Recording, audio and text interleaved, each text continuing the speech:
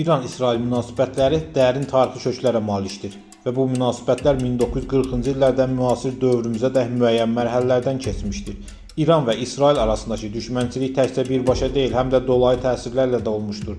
Belə ki, hər iki tərəf siyasi, hərbi təsir kimi müxtəlif siyasi, sosial qruplardan istifadə etmişlər. İran rəsmi Təl-Əvivə qarşı Həmas və Hizbullahdan istifadə edir. İran hər iki təşkilata sırf öz dövlət maraqlarından çıxış edərək hərbi və siyasi dəstək verirdi. İsrail də əks tədbirlər kimi İranın içərisində olan Candullah təşkilatı və İran xalqının mücahidləri təşkilatı ilə sıx əlaqəyə girərək onlardan İrana qarşı istifadə etmişdir. İran və İsrail arasındakı münasibətlərin soyuqlaşması ancaq 1979-cu il inqilabından sonra yox, Pəhləvilərin dövründə başlamışdır. Şah hesab edirdi ki, İsrail regionda get-gedə qüvvətlənir və nəinki regionda, bütün dünyada da güclənir və İsrail ilə münasibətdə qısqanclıq var idi. 1970-ci illərdə İran ümumiyyətlə regionda çox güclənmişdi və ABŞ-ın regiondakı strateji tərəfdaşı idi və ərəblərlə olan münasibətləri pozmamaq üçün İsrail ilə çox da yaxınlaşmırdı. Onlara məsafə saxlayırdı. İran BMT-nin qəbul etdiyi 242 nömrəli qətnamənin İsraillə münasibətdə tətbiqini istəyirdi. Bu qətnaməyə görə heç kim hərbi yolla ələ keçirilmiş torpaqları özünə birləşdirə bilməzdi və bu İran üçün ərəb və sovetlərdən gələn təhlükədən bir növ sığorta idi. Məhz buna görə BMT məsələ qaldıranda İran tələb etdi ki, İsrail Qəzzadan və Yordan çayının qərb sahilindən çıxsın. 1975-ci ildə İran BMT-də 3379 saylı qətnamənin qəbuluna səs verdi.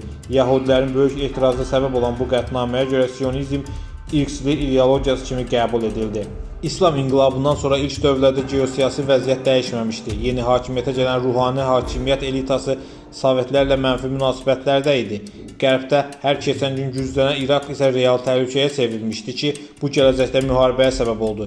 Əgər ərəb dünyası şah rejiminə şübhə və etibarcasına yaxınlaşırdısa, Xomeyninin ideologiyasından dəhşətə gələn ərəblər bütün mümkün vasitələrlə İranı blokda saxlamaq istəyirdi. Belə çətin geosiyasi durumda qalan Xomeyni və tərəfdarları ikili siyasət yeritməyə başladılar. İsrail ilə rəsmi olaraq bütün münasibətlər kəsildi. İsrail səfirliyin yerləşdiyi binaya basqın oldu və daha sonra o bina Fələstin Azadlıq Təşkilatına verildi. Səfirliyin yerləşdiyi küçənin adı dəyişdirilərək Yasir Ərəfat qoyuldu. 1979-cu il avqustunda İranda Fələstindəki müsəlmanların hüquqları üçün həmrəylik məqsədi ilə Qüds günü elan olundu. Ölkənin içində qeyri-dini nümayəndələrin təqibi başlanır, xüsusən də Yəhudilərin. 1979-cu ildə İranda İsrailə casusluq etməkdə günahlandırılaraq Yəhudi icma başçısı edam edilir. 1983-cü ildə əlavə olaraq 10 Yəhudi icma başçısı eyni yolla edam edilir.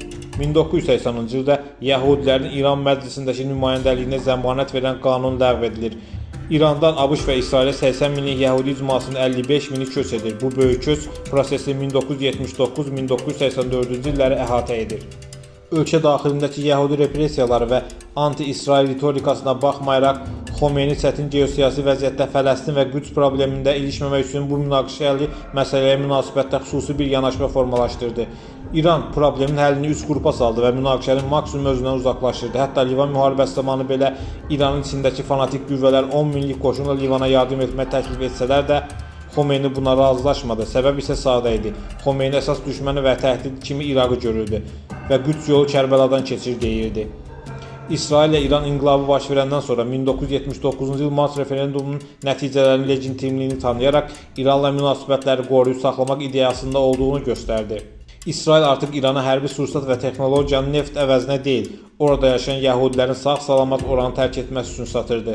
İran-İraq müharibəsi başlayan kimi İsrail İrana ABŞ-la danışıqlarda vasitəçi kimi lazım oldu. Belə ki, İrana ABŞ-ın hərbi texniki dəstəyi lazım idi. İsrail də eyni zamanda güclənən İraq dövlətini zəiflədərək Ərəb koalisiyasını dağıtmaq üçün ABŞ-ın İrana hərbi yardım etməsi üçün konqresdə lobbistlik etmişdi. Və bu ərəfələrdə ABŞ İranın əsas silah tədarükçüsü oldu.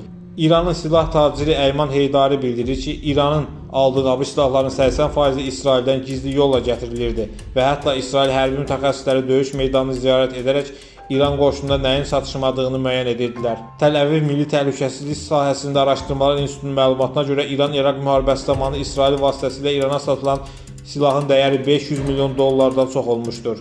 Bir müddət sonra İsrailin xüsusi xidmət orqanları İran Kontras razılaşması çərçivəsində İrana külli miqdarda ABŞ silahı satmağa başladılar. Bu razılaşmaya görə İrana satılan silahlar arasında 200 mindən çox tank əleyhinə raketlər, 18 ədəd raket kompleksi və başqa silahlar mövcud idi. Bütün bu proses 7 mərhələdən ibarət oldu. 1990-cı illərdə bir sıra hadisələr yaxın şərqdə geosiyasi vəziyyəti dəyişdirdi. Bu hadisələr SSR-in dağılması, səhrada tufan əməliyyatı aid idi və bunlar İraqın hərbi gücünün zəifləməsinə səbəb oldu.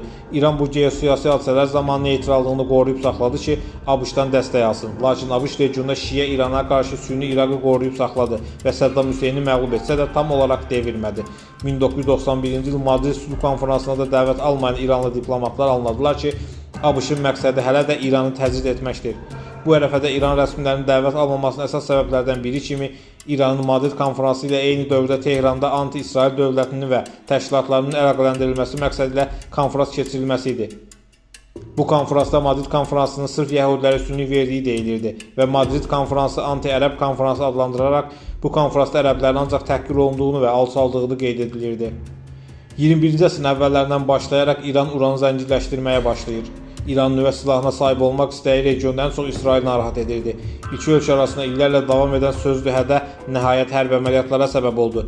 Ötən gecə İsrail İranın nüvə obyektlərinə zərbələr endirməyə başladı.